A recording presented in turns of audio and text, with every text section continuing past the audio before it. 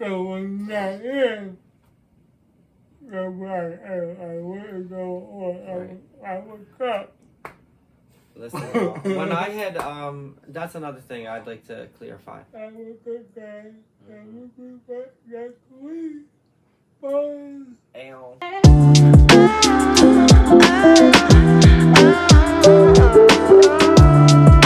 Um, my name is Jordy YT Boy, and this over here is my boyfriend Shawn. Everyone's been asking and curious on whether I would show him or he'd be featured on any of the shows in the network, and here he is.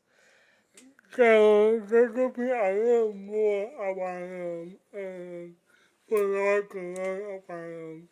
Please help me make him a comment. Good night. So, there you go. All right, so I met Shawn about 5 years ago. We're gonna talk about a little bit about us and him, so y'all can get to know, since he's a big part of my life. Um, we met about 5 years ago. We spoke for about 10 months, 6 months before we actually met. But 10 months before I introduced him to my family and actually like brought him into my home, like more on a living situation. Um, there's been ups and downs as there is in every relationship. But there's love. There's our ups and downs stem from what we've all been through, and that is a huge part of what makes everyone whom they are. Okay. And yeah, so I would leave it up to Shawn to talk about himself a little bit, introduce himself. Yeah, my name's Shawn. I'm 37 years old. I'm from New Jersey. I was born in Woodbury. I got married at a very young age. I was like 15 when I got married. I have 5 biological children. Um, yeah, and His growing up, his life's been. He grew up in hardships, and he always had to portray himself as a straight man. And he grew up. He's was married to a woman and had 5 kids Okay. in the relationship. Okay. And I've met everyone. They're very accepting of him. He's been separated from his wife. It was toxic. It was a toxic been relationship. separated 17 years, more than that. Probably almost 20 years. Been separated. I got married when I was 15, 16. Yeah. But I was leaving one disaster for another. I had to get away from my family because there was a lot of abuse, a lot of mental health issues in my family. My dad was schizophrenic. My mom was an alcoholic and a drug addict. There was a lot of abuse going on in our house, sexual abuse. So growing up, I always felt like the oddball out already. Like there was something wrong with me, and I had to pretend to be something I wasn't at from the jump. I knew like the shit my parents were doing wasn't supposed to be done, but you still have that craving to please your parents, to Mm-hmm. uh, want to them to accept you and be proud of you, even though these monstrous things are happening. I still wanted my dad to like be a dad. So I remember like back in the day, I would pretend like Dan Connor was my dad from the Full House, because kids would talk about shit at school like that happened at home, and I couldn't talk about the shit that happened in my house. So I would pretend episodes of not Full House, the Connors. I would be like, that's what happened at my house that night, and that became my norm. Just lying about my whole entire life and putting on this like portraying this normal image of what the straight white male from an upper class family is supposed to present. I was in Catholic schools. I went to church Wednesday, Saturday, and Sunday, but then I go home and me and my brother's being sexually abused, and like drugs were introduced into our life at a very young age. I was 8 years old the first time I did heroin, or it was some type of opiate, but it's what started my whirlwind of opiate addiction. I don't ever remember a time off of opiates. Very vaguely, I remember like a year or two before um, the opiates were introduced, and I fell in love with them. And it sounds crazy, like you fall in love with a drug that destroys your life, but I was 8 years old at the time, and the abuse that was going on was too traumatic for my brain to understand at the moment. Because here's this man that's supposed to be my protector, and I'm craving his attention. So the things that he's doing to me is making me feel like, all right, and he's telling me like, you can't say nothing either because you'll get in trouble. And And yeah, this man you speak of is your father. he's my biological father. Yes. So my mother left an abusive childhood and married the first man she saw, and it just happened to be a man that was looking for a naive woman so he can hide being gay, because in the early '80s, you know, they were killing gays. They were hanging them, tying them in trucks, riding them off the road, and he comes from a high, extremely wealthy Irish family. So that wasn't accepted. His sister's the mayor. My grandfather was chief of police. All my other aunts and uncles are teachers or professors in high schools. My dad was a crackhead from Camden, and he was gay.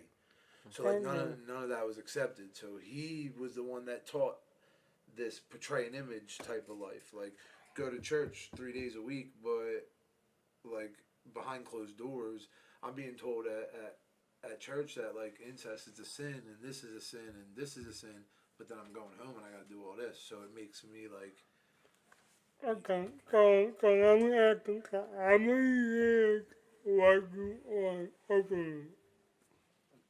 How many years have you used opiates?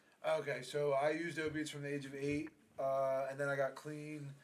The first time I got clean, decided to get clean off opiates is when a year before I met Jordan, my daughter said something to me that touched me. I was raising my kids by myself, and so I was probably about at that time 28, 28 years old, and she said something along the lines of, "Can't you just die already? Cause like you're embarrassing.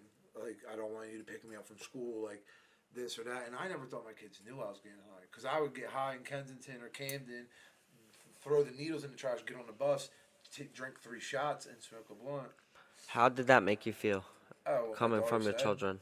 That's what changed my life completely. That's what made the beginning of my thought process to stop being that privileged white boy that is owed something by the world. Because I didn't have a childhood, I didn't have this, I didn't have that. So I grew up in my early teens, early adulthood. The world owed me everything, and I was going to take it. I'll walk into a store and I'll take your money. I'll walk in and take. If I want that jacket and I can't afford it, I'm taking it because I missed out on so much, so the world owed me something. So when my daughter said that, it made me realize, even though I wasn't putting my kids through what my dad put me through, there was the abuse wasn't there. They never saw me high, but I wasn't there. I wasn't mentally there. They were dealing nights with their crazy ass mom and her boyfriend because I was out in Kensington getting high. I should have been there with my kids. So like that was my turning point right there. I never thought my daughter was embarrassed of me. She was my best friend. So her being embarrassed of me, that's what started this whole whirlwind of changing my life. And it's been like the past 6, 7 years that this process has been going on, and I've been doing nothing but like lifting myself and rising up. I know your story as to where viewers here and others wouldn't know as much about you as I do.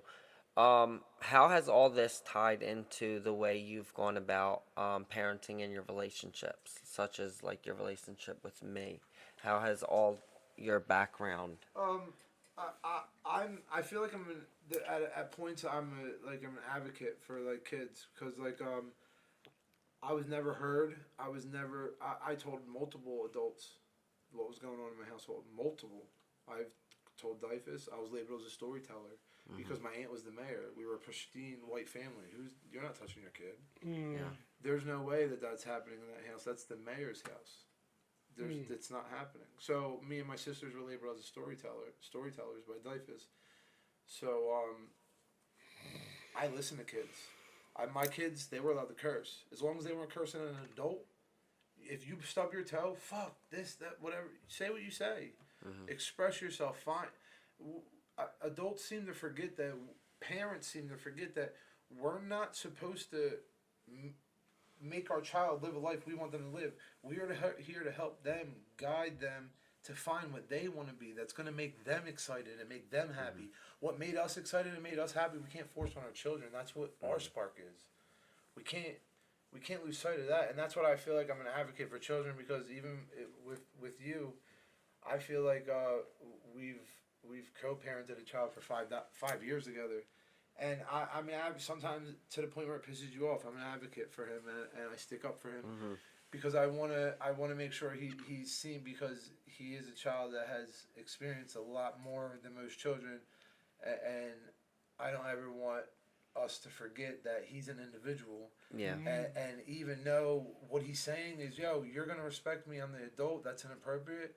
That's still an emotion and a feeling he's going through. Let Right. him express himself without getting yelled at, because then he feels like, damn, all I was doing was letting you know how I feel, and you shut me down. So Right. now he's learning to shut himself down for the rest of his life. He's Right. never gonna listen to that gut feeling because you yelled at him when he did it, not you personally towards I got the you. child we have, but like I never let my child felt shut down. I didn't bring the gay community in my household. Hmm. I didn't tell my kids about me until my wife had already left. I was raising my kids by myself with my mother-in-law. We were going back and forth, and I finally sat my kids down to tell them, like, yo, listen, I'm a homosexual. But what goes on in my bedroom has absolutely nothing to do with you. I'm your father. You're gonna respect me. You're gonna listen to me. I like that. What happens in my bedroom, it don't got nothing. It shouldn't change our relationship, because I've never sexualized my children Mm. the way I was sexualized. I was said and told things that like that made me feel like that's all I was a, Mhm. and I still deal with it to this day. I have insecurity issues, and I have attachment issues. I have separation anxiety like a motherfucker. If I get attached and I'm around somebody for 4, 5, 6, 7 days, when I have to leave and go home and that person's not going to be my everyday anymore, I panic, Yeah. and I shut down. Yep. And it's with the children, it's with him, it's with anything, Yeah. with the people I was living with prior when I had to move out, because it wasn't a household that was good for me anymore. I still got separation anxiety from those people that I lived with, because Okay. they were my everyday. I think being ripped around so much as a child, and being put here, being put there, going to rehab, and this and that, it does something to me when I lose somebody that's my norm. Okay, so what would you tell somebody who goes through what you went through? What would you tell them? What would I tell somebody that went through what I went through? Yeah. All right. Well, the first thing I would tell them is I sympathize and understand. That's not saying that I know what you went through, because your trauma is your trauma. Mhm. Mm-hmm. I'm never gonna. When a child goes through something that hurts them, it's traumatic. It breaks their brain the same way, no matter what it is. If his grandpa died when he was 8, and my dad sexually abused me, that trauma is still trauma. When you're a child, you can't differentiate how high the trauma is or how low it is. It just affects your brain to the point where it doesn't process normal shit anymore. Mm. Mhm. So I would sympathize with that person, and I would explain to them that I've come from such a dark place in my life, from what happened to me as a child, before the years before I met Jordan, and after I left my wife. Even though I had my children in my life, they were some of the darkest years of my life, because I didn't have nothing other than to go off of what my father was telling me my whole life. And then I go into a relationship with a woman, because my Christian counselor tells me, you're not gay, you're just suffering from the trauma your father did. So I was Yeah. like, oh shit, thank God I'm fucking normal. I'm not a faggot. Like, excuse my French, but those are the words that I told myself, because growing up with a gay dad who is a child molester, who was also a Boy Scout fucking leader, you think all gays are like that. So in my head, gays were drug addicts, they were crackheads, and they were child molesters. So that's why I didn't bring the gay community around my children, because I wanted them to not. Okay, that would give me complaint before. That's what. That would give me complaint before. That's what I thought before.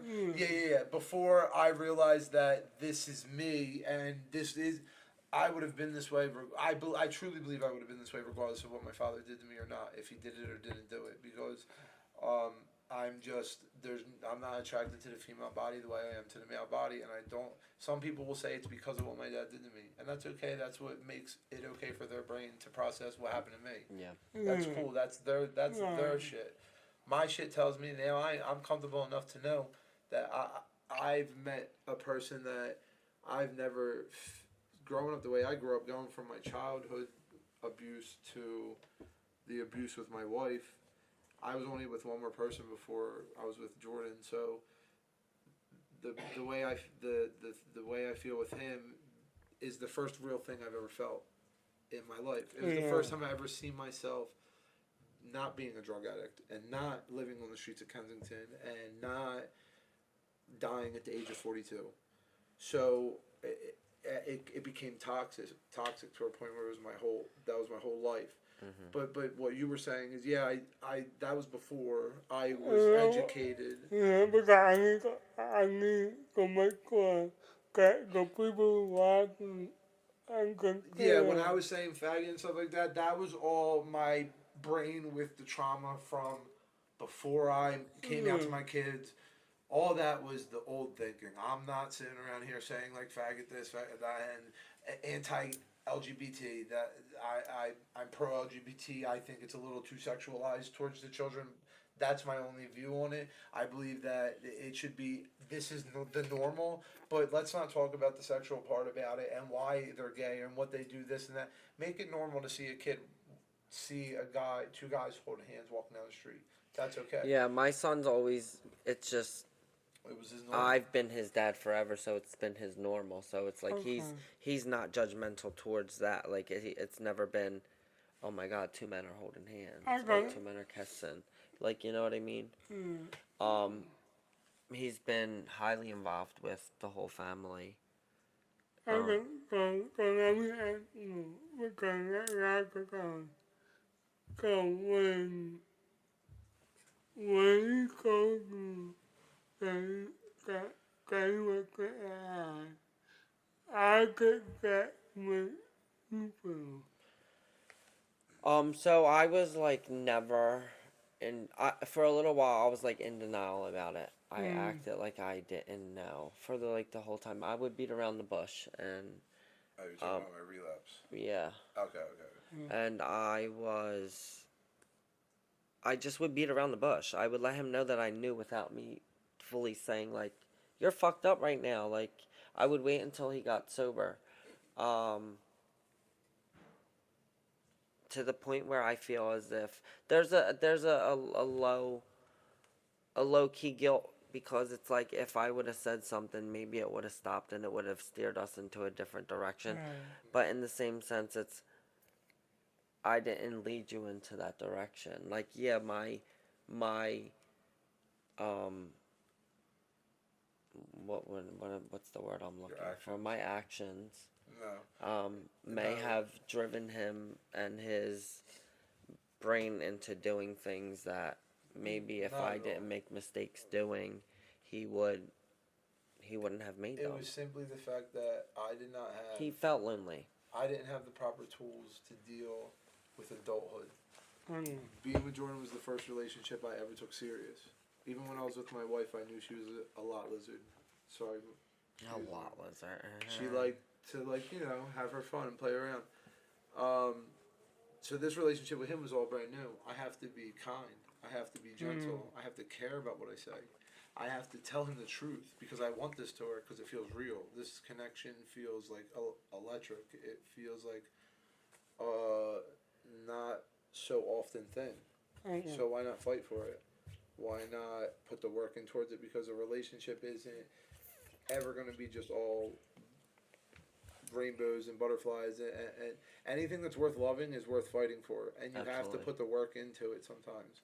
Neither one of us were in the right when we met each other, maybe we didn't meet each other when we were in the right state of mind. We And met each other on Facebook. we did Facebook Dating, dating, y'all. regular, not like the grinder thing. It wasn't Okay. like It that. was never just a hookup. Yeah. It was a chat and a chat and a chat for a Oh whole my god, it took forever. 6 months before we actually had went on our first date. Okay. Yeah. So I'm gonna ask you two questions. Okay.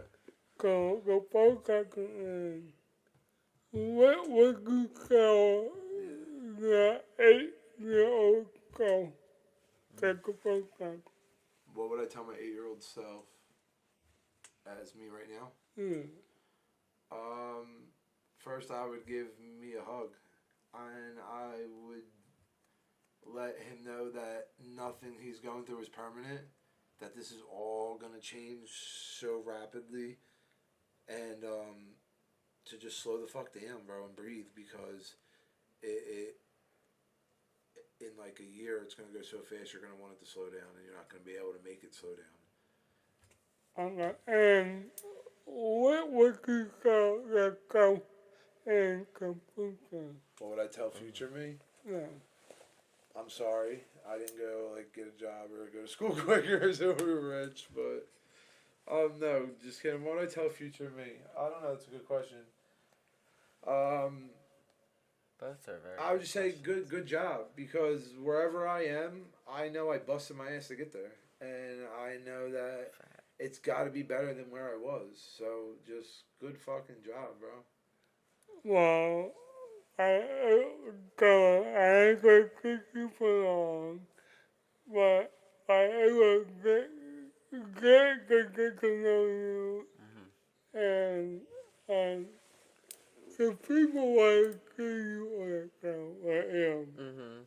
Mhm. Um, They were asking. There was a bunch of Oh, I comments. saw a few of them. Yeah, that It's were questioning whether or not you'd be featured on the show. So it was nice to introduce you to everyone. so, me asking you, what you be on Africa, Africa? so here's what I'll say. I will like you'll see me because I'm part of Jordan's life, so I'll be there. And if you guys are like you need somebody to fill in, and I'm here and I'm sitting there, because we're a good vibe and we laugh and stuff.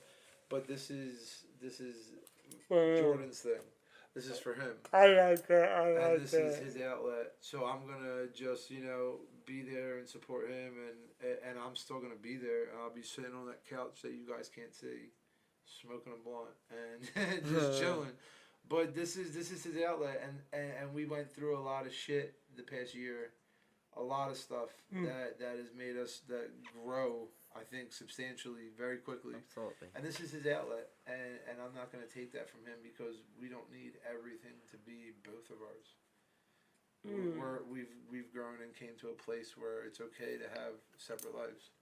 and because I was listening to your talk, and for me,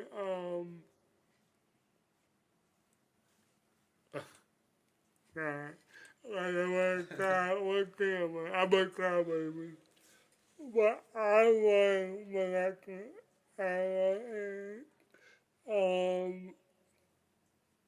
I can't remember at one point that the person who was asking me, they were telling me, well, everybody never can say it anyway.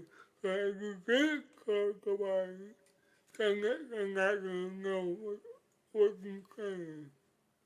So that's why now I'm I'm vocal about everything. I'm vocal about everything. Some people can call me mean, Yeah, but absolutely. I put like I had to be like that. Yeah. I don't want nobody to take a minute on me or nobody to walk over me. With that, I'll say the last thing I'll say before I go ahead. I've pretended for so long to be something different for other people's comfort. I am done living my life worrying about if you're comfortable what I'm doing. Yeah. If you don't like what I'm doing, then step 6 feet that way. Yep. Like we still got Like COVID, COVID. because it's cool, bro. I got my 4 quarters. I don't need 100 pennies, and you can. So what? Well, no, okay. I'm good. I think we've done well. I'm so happy that everyone's gotten to meet my man's. He will be featured in upcoming episodes. Um, yeah. Hey, y'all, be nice to him. I don't give a fuck. Don't be nice. Yeah. And Don't y'all, matter. I never went Listen. nowhere. I was with family. I was with family, but we'll talk about that later. I am the gay, fat, drug addicted sibling. You can't be mean to me. Well, this was a little fucking episode for y'all, but I can get to know him, and I know the You know. But thank you for watching. Bye. Bye. Later, y'all. See you later. Alright.